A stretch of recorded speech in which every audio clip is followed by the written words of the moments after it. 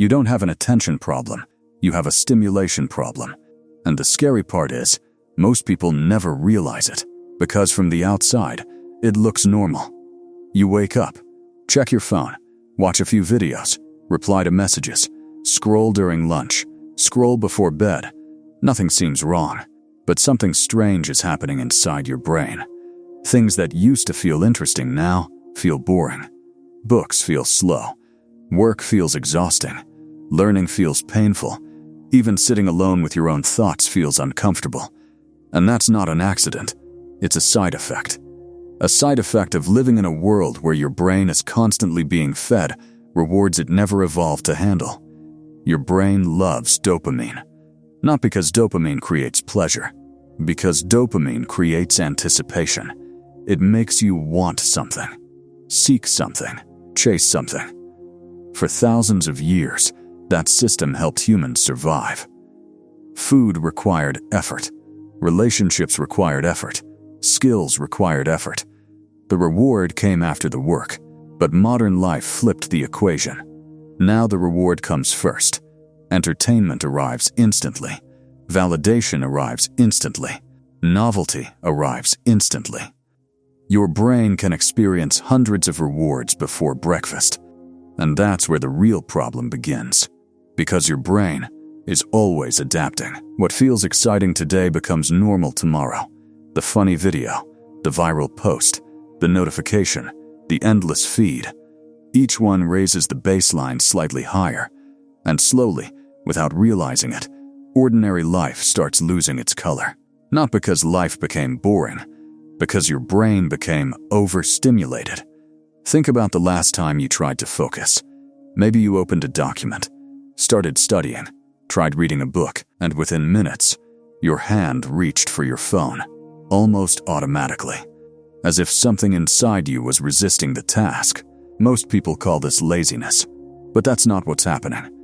Your brain is simply making a comparison. On one side, a difficult task with a delayed reward. On the other, unlimited entertainment with an immediate reward. And your brain chooses the easier option. Again, and again, and again, until something dangerous happens. You stop trusting effort. Because effort feels bad, not because it's bad, but because your brain has been conditioned to expect rewards without friction. The trap isn't that social media exists. The trap is that easy stimulation starts replacing meaningful struggle. You stop creating and start consuming. Stop exploring and start reacting. Stop building and start scrolling. And at first, it feels harmless. A few minutes here, a few videos there. But modern algorithms aren't designed to satisfy you. They're designed to keep you engaged. Because attention became one of the most valuable resources on Earth, and companies compete for it every second. They study your habits, track your reactions, learn your weaknesses, not because they hate you, because your attention is profitable, and your brain doesn't know the difference between being entertained and being manipulated. But this goes deeper than productivity, because many people aren't addicted to dopamine. They're addicted to escape. The scrolling, the videos, the constant stimulation. Sometimes it's covering something underneath. Loneliness, anxiety, uncertainty, a lack of direction. Because silence forces you to face what's there, and distraction helps you avoid it. Which is why being alone with your thoughts feels harder than ever. Not because your thoughts got worse, because your brain forgot how to sit with them. The dopamine trap isn't destroying your life overnight. That's what makes it dangerous. It works slowly, quietly, almost invisibly.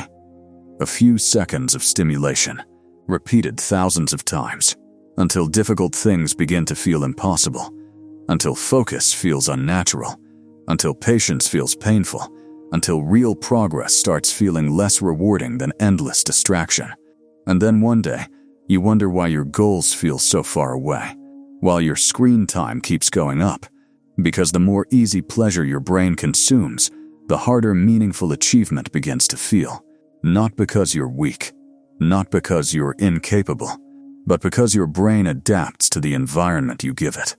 And in a world designed to keep you stimulated, Protecting your attention may be one of the most important decisions you ever make, because your future isn't built by what captures your attention. It's built by what deserves it.